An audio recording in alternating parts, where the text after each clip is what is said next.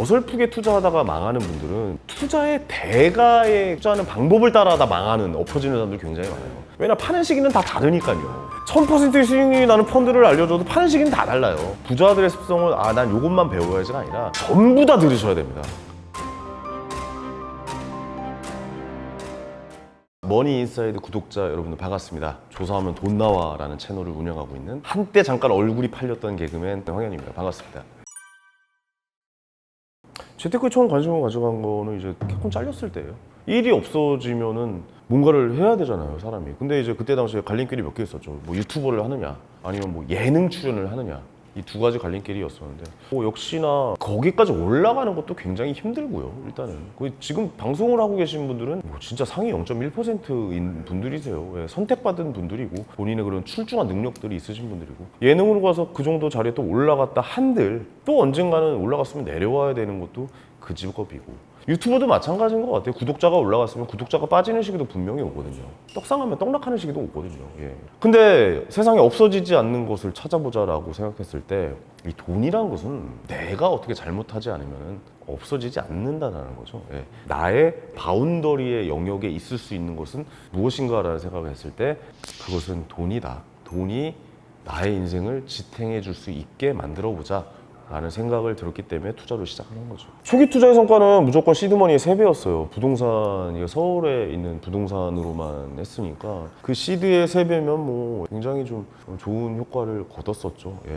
근데 지금 생각해보면 지금의 부동산에 접근하시는 게 굉장히 어렵다라고 생각을 하잖아요. 혹시 여러분들 그거 아십니까? 그러니까 분양받으려면은 15억짜리 아파트 얼마가 있으면 될까요? 라고 한번 좀 여쭤보고 싶어요. 그때 당시에는 얼마 있으면 될까요? 아파트의 몇 퍼센트를 내가 가지고 있으면 될까요? 15억짜리면은 10%만 있으면 됩니다. 1억 5천으로 그 아파트의 계약서를 쓸 수 있는 거죠. 그리고 나서 그때 2016년도, 17년도에는 중도금의 60%까지 이제 대출이 나왔던 거죠. 그러면은 나머지 입주할 때 한 4억 5천 정도를 이제 넣으면 되는 상황, 그러니까 나머지 40%를 잔금으로 치르면 상황이잖아요. 하지만 부동산 상승기에 들어가면 어떻게 됩니까? 1억 5천을 넣고 60% 중도금 계약을 나오고 입주할 때 잔금 치르는 그 시기에 부동산 상승기가 걸린다면 아파트 가격의 60%가 대출이 나온다고 말씀드렸잖아요. 전체 금액이 다 대출이 나오는 상황인 거죠.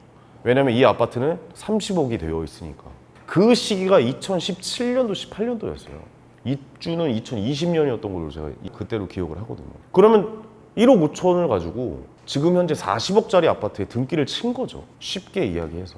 그러니까 이런 거를 놓치고 지나가면은 너무 안타깝다. 근데 이것도 역시 평상시에 관심을 갖고 지켜보지 않고 이 땅에 아파트가 분양한다는 걸 기본적으로 알고 있어야 될 거 아니에요. 그런 시기가 바로 그런 시기예요. 그리고 성동구에 있는 아파트는 7억 5천이었거든요. 그때 거의 마용성의 아파트 28평부터 32평대가 거의 가격이 6억 5천에서 7억 5천 사이였어요. 전세가 얼마였는지 아십니까? 전세가 5억 5천이었던 거죠. 그러면 거기에 갭 투자를 할 수 있었던 건 2억이잖아요. 그러니까 2억 가지고 여기도 등기를 칠 수가 있었던 거죠. 그 아파트는 21억이 됐죠. 시간이 지나서 지금 현재 보면. 그럼 자, 한번 이걸 생각해 보죠. 그럼 제가 들어갔던 초기 투자금이 얼마였을까요? 총 4억 안쪽입니다. 3억 5천, 뭐 세금 내서 4억, 그 정도 금액이 되는 거죠. 1억 5천에 2억 5천이니까 3억 4억이네요. 근데 그 돈으로 지금 그 아파트의 지금 가격을 따지면 40억, 20억이 됐으니까 60억의 가치를 만들어낸 거잖아요. 60억의 가치를 만들어낸 거잖아요. 그러니까 한 번의 투자로. 근데 거기서 끝내지 않고 전 또 재개발도 들어갔죠. 거기도 역시 3배의 상승을 이뤘습니다. 어떻게 이렇게 할 수가 있었냐? 관심을 갖고 계속 지켜보고 있었고 용기를 내서 운을 잡았다라는 거죠. 아파트의 상승기. 대신 이게 지금 상승할 수 있는 그 시기구나라는 것을 먼저 예측을 하고 길목을 지키고 있는 투자를 했다라는 거죠. 그런 걸 여러분들도 병행한다면 굉장히 좀 좋은 투자의 수익을 얻으실 수 있다. 근데 이번에 한 사이클은 지나갔습니다. 지금은 하락장이 아닙니다. 지금은 약간 좀 매매, 그러니까 거래가 이루어지지 않는 시장이지, 하락장이면은 일주일에도 막 1억씩 뚝뚝 떨어져요. 그러니까 매물이 엄청나게 쌓여있을 때 그때부터 하락장이 시작이거든요. 근데 제가 지금 매물을 보면 매물이 좀 나오고 있긴 한데 그냥 소강 상태, 정책이다. 내년에 어떻게 흘러갈지 모르니까 지금 매물도 좀 걷어들이고 있는 실정이죠. 왜냐? 종합부동산세가 완화가 되고 있는 상황이다 보니까 지금은 약간 정책이다. 머물러 있는 시기다. 앞으로는 어떻게 될지 모르죠. 그건 못 맞춰요. 그건 못 맞추지만 대충 어떻게 흘러갈 것이다라는 거에 충분히 이제 시뮬레이션은 그려보셔야겠죠. 어떻게 보면 지금이 아파트를 사려고 마음 먹으셨던 분들에게는 좋은 기회의 시간일 수도 있다라고 저는 생각합니다. 아파트가 가장 안정된 시세로 간다라는 것은 1년에 그 우리나라의 그 물가 상승률 정도가 반영이 된다면 아파트는 굉장히 안정된 시세로 가고 있다라고 평가를 하거든요. 그러니까 지속적으로 상승하는 것이 아파트라는 이제 투자물이다라는 것도 좀 말씀드리고 싶고, 돈의 가치가 점점 떨어지잖아요. 그러면 재화의 가치는 점점 올라간다는 말인데, 그 재화 중에 끝판왕이 부동산이다. 롤렉스 시계와 샤넬 가방, 조던의 가격도 올라가고 있는 이 상황에 아파트는 안 올라갈까요? 저는 이 물가 상승률 정도는 반드시 반영이 된다라고 좀 보고 있어요. 어느 정도 조정장은 있겠죠. 왜냐? 너무 많이 올랐다라는 거죠. 지금 대구도 지금 굉장히 좀 조정장이 있는데, 대구는 이제 공급이 엄청나게 많아지다 보니까 지금 대구랑 세종이 많이 조정장이 있는데, 사실 제일 가격을 떨어뜨릴 수 있는 거는 이제 경제 수요와 공급 원칙이라면 공급이 많으면 많이 떨어지는데, 서울은 공급이 거의 없다시피 한다. 공급이 요 근래 제일 많이 될 수가 있는 둔촌동 재건축 아파트도 지금 멈춰 있는 상태다. 아직 공급 발표도 지금 특별히 나와 있지 않고 있다라는 점만 보면은 서울의 아파트는 굉장히 좀 희망이 있어 보인다라고 저는 생각이 되어집니다. 그 부자분들의 습성이 있어요. 제가 그분들 좀 연구를 하고 다 만나보고 이야기를 해보면 제일 많은 재산대가 50억에서 100억 사이인 것 같아요. 제일 많은 재산대가 돈 좀 벌었다 싶어서 이 경제에 대해서 이야기를 해주신 분이 그 금액대가 제가 봤을 때는 제일 많은 금액대인 것 같은데, 그거 한번 여쭤볼게요. 주변에 50억에서 100억 가지고 있는 사람이 있으십니까? 없어요. 그분들 역시 상위 0.1%의 사람이죠. 상위 0.5%라고 합시다. 더 큰 부자도 계시니까, 뭐 1000억대 하늘이 내려준 약간 그런 부자신 거니까. 그러면 우리는 그분들의 말을 어디서 들어야 돼요? 들을 곳이 없어요. 유튜브가 없으면 그분들의 말을 들을 게 없어요. 그 평상시에 어디 뭐 만나달라고 해서 만나주고 뭐 그러진 않을 거란 말이죠. 사람마다 그 자기만의 성향이 있단 말이죠. 그러니까 어설프게 투자하다가 망하는 분들은 뭐냐면, 투자의 대가에 투자하는 방법을 따라하다 망하는, 엎어지는 사람들 굉장히 많아요. 그분들 따라하다가. 왜냐, 파는 시기는 다 다르니까요. 1000%의 수익이 나는 펀드를 알려줘도 파는 시기는 다 달라요. 그렇기 때문에 누구는 엄청나게 상승하고 누구는 엄청나게 하락되어 있는 상황에 마주하게 되는 거죠. 그렇다 보면은 부자들의 습성은 난 요것만 배워야지가 아니라 전부 다 들으셔야 됩니다. 전부 다 들어서 자기화 시키셔야 돼요. 그러니까 나한테 맞는 것은 무엇인지를 찾으셔야지, 이 점은 나랑 비슷하니까 잡아야지, 요점 이게 아니라 다 듣고, 저거는 나에게 잘 맞을 것이다 라는 이 자세로 그분들의 말들을 귀를 열고 뇌를 열고 눈을 열고 입을 열고 이 오감을 다 발휘하셔서 과연 나한테는 뭐가 맞는지에 대해서 계속 대입해 보셔야 돼요. 그 방법이 부자가 될 수 있는 마인드 컨트롤하는 이 마인드를 갖기에 정말 좋은 방법이다. 월급이 올라가는 게 물가 상승률을 반영을 못 하잖아요. 내 연봉은 월급만큼 올라가지 못하고 돈의 가치는 점점 떨어지고, 약간 투자 수익을 노동 수익이 못 이기니까 그런 상황이 계속 발생하는 거예요. 누구는 집 한 채 잘 사서 몇십억 부자가 돼 있고, 누구는 어르신 말대로 주식하지 말아라, 안정된 직장에 꼬박꼬박 월급 받으면, 그때는 그 교육이 맞았죠. 우리 아버지 세대는 그 교육이 맞았던 것 같아요. 근데 저희 때는 그 교육은 사실 적응하기에는 쉽지 않은 시대다. 저는 쉼을 굉장히 강조하는 게, 저는 경제 공부가 쉼의 영역으로 들어오셨으면 좋겠다는 생각을 하거든요. 그러니까 남의 축제에 투자하지 마시고 내 축제로 편승시키려면 좀 쉬셔야 된다라고 봐요. 그러니까 우리끼리 얘기는 정찰병 보낸다라고 얘기를 하거든요. 뭐 한 1, 200 정도 투자해가지고 정찰병 보낸다라고, 이거 어떻게 움직이나 뭐 관심을 갖고 오는데, 그거 뭐 돈 아닙니까? 그거 잃으면 열받아요, 사실 그 돈도.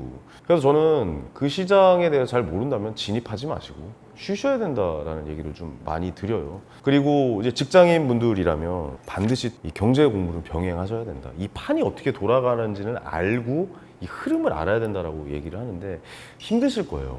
그러니까 내 시간과 노동을 회사에 팔고 월급을 받잖아요. 그럼 집에 가잖아요. 그럼 눕고 싶잖아요.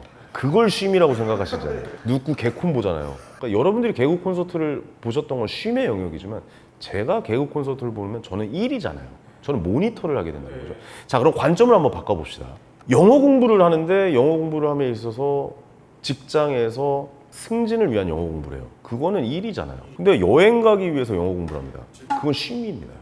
경제를 이 쉼의 영역으로 넣으셔야 돼요. 그러니까 퇴근하시고 나서 경제 공부가 즐겁고 나의 인생을 바꿔줄 것이다 라는 것을 계속 마인드 컨트롤을 하셔야 됩니다. 그 시간 그냥 보내시면 안 돼요. 여행의 관점도 바꾸셔야 될 게 여행을 간다기보다는 임장을 가져야 됩니다. 아니 그냥 그 임장이라는 게 난 지금부터 임장을 할 거야. 자 경제 공부 시작 이게 아니라 내 루틴을 경제화 시키는 겁니다. 오늘도 여기 성수잖아요. 성수에 오는데 저기 트리마제랑 뭐 갤러리아 폴에 보면서 야 저 대림이랑 그때 내가 받았던 아파트랑 같이 했는데 지금 분양가가 이렇게 됐어. 지금 어느 정도 차이지? 평당 5천만 원이 넘어서 그때 용산에 4천만 원대니까 그때 용산에 받았던 게 가격이 차이가 별로가 없으니까 좋긴 하겠다. 오늘 간 건데 그 정도의 현대 아파트인데 저거 재건축되면 저 옆에 미성부터 시작해서 그 옆에 뭐 장미부터 시작해서 저기 맞아 잠실주공 5단지가 있었지. 그 옆에 장미 저거는 왜 안 되지? 저는 강동구로 가볼까? 강동구에 가서 둔촌주공 저게 지금 요즘 싸게 나올 수도 있겠다. 이런 식으로 계속 생각에 꼬리를 계속. 저는 서울에는 모든 아파트를 싹 외우고 있습니다. 어디 얘기 나오면 어디 얼마 직방 켜서 바로 가격 알고 여기는 공시지가 얼마, 이거 오피스텔 얼마, 월세 얼마로 왔지? 요 정도면 몇 평이고 요건 월세 한 250에서 막 150 사이 뭐 이런 거 예상을 해보고 직접 한번 켜보고 그러니까 툭 치면 툭 나올 정도로 외우고 있어야 부동산에 관심을 가지고 있어야 투자를 할 수 있다. 그래야 이게 운인지 아닌지 알 수 있다. 그래서 직장인 여러분들은 지금부터 이 일이라고 생각하지 마시고 내 시간과 노동을 파는 시간 이외의 시간은 다 경제 공부를 하는 시간 쉼이다 라고 생각을 하시고 하셔야 돼요. 저는 처음에 핸드폰 3개 샀어요. 유튜브 3개 틀어놨어요. 3프로, 신사임당, 김작가 TV 딱 3개. 계속 그냥 자면서도 계속 들리게. 잘 때는 팟캐스트입니다. 빠숑에 세상 답사기 틀어놓고 잡니다. 와이프가 이것 좀 그만 들으면 안 돼? 지겨워 죽겠어. 저 아저씨 누구야? 뭐 이런 얘기가 나올 정도. 그 빠숑 형님이랑 친해졌어요 이제는. 그런 사람들이 다 만납니다. 이 꿈이었어요. 저게 나가서 성공한 스토리를 한번 얘기해보는 게 내 인생 꿈인데 다 하고 책까지 내고 다 한 거 아닙니까? 여러분들 제가 대한민국 남성의 평균 이하입니다. 여러분들 전 충분히 가능하다고 봅니다. 이거를 일이라고 생각하지 마시고 지금부터 부동산 공부해야지. 사법고시 준비하고 이렇게 하는 게 아니라 그냥 하루에 기사 한 100개 이상씩은 무조건 읽으면서 밀가루 가격, 이게 이런 경제가 효과를 줘. 우크라이나 러시아 전쟁인데 보리값이 급등을 했네. 우크라이나가 보리 생산량 세계 25%를 차지하고 있었구나. 미를 이렇게 많이 했는데 우크라이나는 평야였구나. 뭐 이런 식으로 계속 가는 거죠. 러시아에 또 가스 잠그겠네. 그거부터 시작해가지고 소비입니다. 소비가 잡히지 않는다면 돈은 절대 모일 수가 없습니다. 이 공허함을 달래기 위한 소비, 특히 조심하셔야 되는 게 남들에게 과시하고 싶은 소비. 내가 부자가 아니니까 내가 부자처럼 보이고 싶어하는 소비하다가 여러분 진짜 큰 코 다칩니다. 외제차를 구매한다던가 땅에다 굴리는 순간 3천만 원 깎이잖아요. 1억 넘는 차들. 근데 그거를 사죠. 카푸어가 되는 거죠. 왜냐? 부자처럼 보이고 싶으니까. 뭐 이런 소비들. 뭐 가방, 뭐 명품. 그러면서 자기 합리화를 시작합니다. 이거는 가격 올라. 리셀 할 거야 라고 하는 소비들. 그 다음에 이 공간을 사는 소비 행위들 있잖아요. 요즘 저도 깜짝 놀란 게 5, 60만 원짜리 키즈 펜션이 방이 없어요. 그 다음에 무슨 풀빌라, 공간을 사는 행위거든요. 본인이 만족하는 소비는 다 다르기 때문에 저는 그걸 못 하거든요. 저는 그 소비는 못 해요. 하루에 5, 60만 원씩 내고 거기에 간다는 것은 저한테 제 인생에서 있을 수 없는 일이에요. 더 큰 다른 행복을 안겨주는 소비를 저는 하는 거지. 그런 소비들, 공간을 사는, 사진을 찍는 행위라고 저는 표현하거든요. 사진을 찍고 싶어서 그 공간을 잠깐 사는, 레스토랑 7, 8만 원, 1인당 오마카세 12만 원, 요즘 오마카세 엄청 뜨잖아요. 여성분들 인스타 한번 들어가서 봐요. 오마카세 안 가면 사람 아니에요 요즘에. 한우 오마카세, 스시 오마카세 해가지고 이런 거는 기본적으로 소비를 하더라고요. 그리고 골프, 물론 골프를 치러 가서 리프레시가 되고 정말 너무 좋은 효과를 준다. 그런 분들은 그런 소비를 하는 게 맞죠. 소비는 다 다르기 때문에. 근데 사진 찍으러 골프 치러 가는 사람들이 정말 많더라고요. 골프를 사진 찍으러 간다. 그 소비는 부자처럼 보이고 싶어하는 소비입니다. 그러니까 여러분들 부자 아니시잖아요. 허세예요. 허세. 그런 소비를 지금 20대, 30대 초반에 하고 있다? 박살납니다. 반팔 티셔츠 하나에 명품 이거 티셔츠 19,000원이에요. 예. 색깔별로 이거 3장 파는 거 있어. 해봤자 6만 원도 안 돼요. 티셔츠 똑같거든요. 루이비통 티셔츠나 뉴에라나 나이키 티셔츠 빨면은 목 늘어나요. 5번 빨면은 색 빠지고 50만 원, 60만 원 하잖아요. 그건 리셀도 안 되잖아요. 그걸 누가 리셀합니까?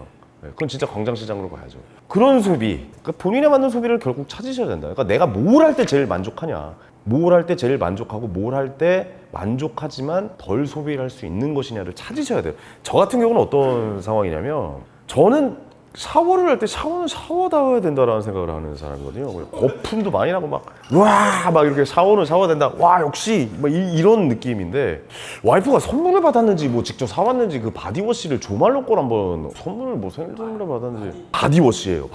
근데 통도 요만해요. 이게 뭐 한 몇십만 원 하겠죠 분명히. 근데 이렇게 짰어요. 이렇게 짜서 했는데 이거 거품이 잘 안 나요. 미끌미끌하고 뭐지 이거? 근데 한번 더 짜려고 못 짜겠는 거예요. 요만큼 짜면 한 5,000원어치 짜는 것 같아 느낌이. 멈췄어요. 멈추고 스트레스를 받더라고 내가. 이걸 쓰는 걸 스트레스를 받더라고. 아무리 좋아도 내 살결이 갑자기 배국같이 변한다 한들 이거를 쓰면 나는 스트레스를 받는 거지. 그러니까 다음날 제가 어떤 행동을 했는지 아십니까? 4kg짜리 모텔 바디워시를 쿠팡으로 주문했습니다. 12,500원. 와 짜가지고 이게 샤워다. 와, 막 너무 기분 좋고, 뭐 콧노래가 나라 노래 막 갑자기 작곡해가지고 라라라라 이 노래가 나오더라고요. 그 뭐냐? 우리가 여기서 뭘 찾아낼 수 있느냐?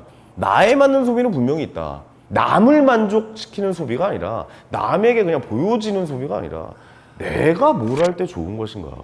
이런 거를 한번 찾아보는 좋은 시간을 가지셨으면 좋겠다. 저도 사실 젊었을 때 스포츠카, 루이비통 명품 뭐 이런 거 맞아요. 저도 했었어요. 외제차 아니면 차가 아니다라고 생각했던 사람이에요. 동민이 형이 옛날에 그래서 뭐 저희 차도 뭐 오뎅국물 뿌리고 그랬어요. 꼴보기 싫어가지고. 제일 좋은 차 항상 타고 다녔으니까. 결국에 그게 공허함에서 나왔던 소비거든요. 무대에 섰다가 집에 들어가면 혼자 있는 나. 너무 공허하고 술로 달래고 뭐 이런 상황들. 그렇기 때문에 나에게 선물을 해주자 이런 말 같지도 않은 자기 합리화. 나에게 준 선물 외제차 리스로 한 달에 250. 뭐 진짜 말도 안 되는 소비예요. 그거는. 그거 하셨잖아요. 여러분들 그 공허함 채워지지 않습니다. 계속 더 큰 소비를 하게. 그러다 나중에 대출받아서 명품 사는 시기가 오잖아요. 걷잡을 수 없습니다. 지금부터 그걸 만드셔야 돼요. 특히 청년분들은 그런 소비를 안 하셨으면 좋겠어요. 그리고 남자분들 요거 하나 말씀드릴게요. 페라리 타고 람보르기니 타고 그러면 이성들이 굉장히 호감 가질 것 같죠? 절대 그런 일 없습니다. 제 주변에 생각이 제대로 박힌 여자분은 그거 보고 별로 좋게 안 봐요. 그 주변의 남자들도 좋게 보잖아요. 저 뭐야 저게 막 이렇게 됩니다. 람보르기니, 페라리, 포르쉐 이런 끌고 다니면 누가 제일 좋아하는지 아십니까? 초등학생들 엄청 좋아합니다. 와 람보르기니다. 걔네 감정이 솔직하잖아요. 되게 막 이렇게 막 이러니까 현실을 직시하게 봐요. 그런 소비는 전혀 도움되지 않아요. 미국에서 정말 멋진 분들이 그 람보르기니나 포르쉐 타는 분들 60대 분들이 이제 마지막에 나의 꿈이었던 이걸 한번 몰아보자 이런 분들이 진짜 멋있잖아요. 보여주고 싶은 뭐 그런 소비를 하신다면 지금 그 시기는 멈춰야 된다라는 걸 꼭 좀 말씀드리고 싶네요. 소비를 잡지 못하면 절대 부를 이룰 수 없다. 그 말을 꼭 좀 드리고 싶습니다. 이 좋은 정보를 골라낼 수 있는 능력은 없습니다. 다 보셔야 돼요. 그 본인에 맞는 정보가 있다니까요. 옛날에는 정보 검색사가 있어서 뭐 약간 정보를 검색해서 찾아놔야 됐잖아요. 근데 지금 정보를 선별해야 되는 시대란 말이죠. 본인에 맞는 정보가 분명히 있습니다. 본인에 맞는 정보를 골라내려면 책도 다 보셔야 되고 유튜브도 보셔야 돼요. 경제 공부를 가려서 한다는 것도 이게 귀찮아서 하는 말이거든요.